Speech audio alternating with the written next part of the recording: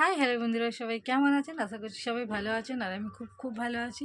তো আজকে আমি সকাল সকাল ব্লগটা স্টার্ট করে দিলাম। আর এখন বাজে হচ্ছে তোমার 8:30।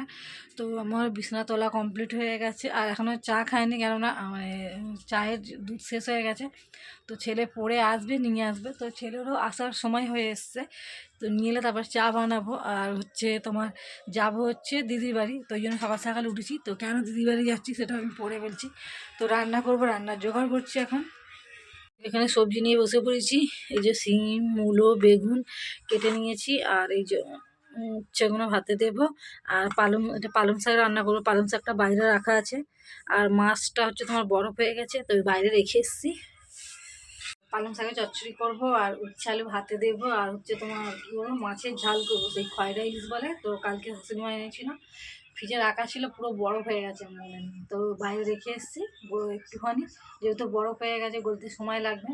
তার ছেলে এখনও পড়ে আসেনি, ওকে দুধ আনতে বলেছি, আনলে পরে তারপরে চা খাবো। তো চলো আমি রান্নাটা ঝটপট করে নিই, কেন রান্না করে রেখে দিয়ে যাবো, কেন তোমার দাদাভাই থাকবে, ছেলে থাকবে, শাশুড়ি থাকবে, খাবে। আর আমি হয়তো একবার খেয়ে যাব। আর আজকে একটু রোদ বেরিয়েছে, কালকে তো মেঘলা ছিল।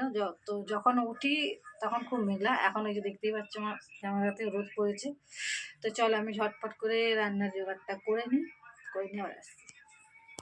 আমি এখানে রান্না বসিয়ে দিয়েছি। এই যে পালং শাকের সবজিটা ভাজছি। আর এখানে তোমার হচ্ছে এই যে ভাত বসিয়ে দিয়েছি। আর এই যে পালং শাক, আর চাও খাওয়া হয়ে গেছে। ছেলে পড়ে চলে এসছে আর চাও খাওয়া হয়ে গেছে, মুখে রোদটা করছে। চাও খাওয়া হয়ে গেছে। আর মাছটা ধোয়া হয়নি, মাছটা ধুতে গেলাম, দেখছি কি এখনও পুরো বরফ হয়ে আছে। তো ওই জন্য ভাবলাম যে তাহলে ভাত আর সবজিটা এই মানে পালং শাকের তরকারিটা বসিয়ে দিই। তো চলো রান্নাটা করি। এই যে এখানে আমার পালং শাকের চচ্চড়ি হয়ে গেছে। আর এখানে একটু মাছের ঝাল হচ্ছে। তো মাছের ঝালটা হলেই হয়ে যাবে, বাসনগুলো ধোবো। এই যে আমার রান্না তো কমপ্লিট হয়েই এসছে, খালি মাছের ঝালটা নামাবো, নামালে হয়ে যাবে। আর এই বাসন কটা ধোবো, গ্যাসটা মুছবো, মুছে স্নান করবো, করে পুজো করবো। পুজো টুজো করে কিছু খাবো, খেয়ে আর বেরোবো। তো চলো আমি ঝটপট করে কাজ নিয়ে সেরে নিই, তারপর পরে দেখা হচ্ছে।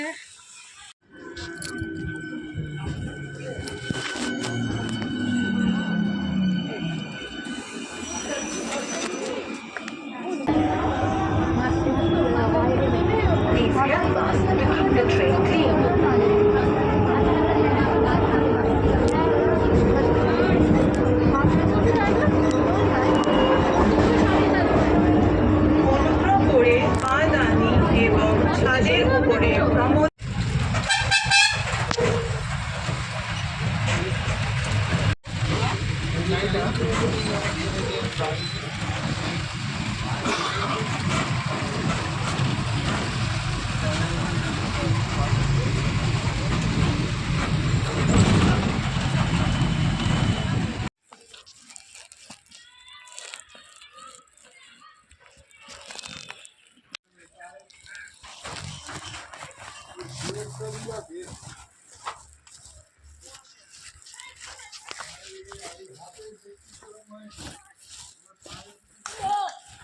তো এই যে চলে এসেছি দিদির বাড়িতে। আর কটা বাজে এখন? 12:30 বাজে। এই যে এখানে আছে বড় বিঞ্জি আর এই যে দিদির ছেলে। আর দিদি হচ্ছে তোমার রান্না করছে, তো আমি পরে দেখাচ্ছি দিদি রান্না করছে। আর এই মাত্র আমি এলাম, তো এখন হাত পাটা ধুই, তারপরে এসে আবার পরে কথা বলছি। হ্যাঁ,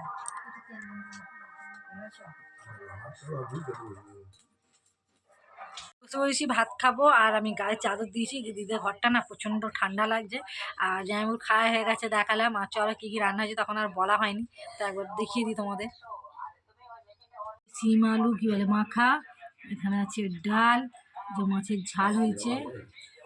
আর এটা আমার পাতে আছে বেগুন ভাজা আর উচ্ছে আলু ভাজা। আর এই যে ভাত ভাত ভাত খাওয়া হয়ে গেছে। আর এখন বাজে 3:15, আর বাড়ি যাবে একটুখানি পরে। আর এখন সব একটু আমরা ফল টল খাচ্ছি বঞ্জিয়ারে, বড় বঞ্জি খাচ্ছে, লেবু ওই সন্দেশ খাচ্ছে, সরি। এখানে আপেল, আর যে ছোট বঞ্জি লেবু ছাড়াচ্ছে।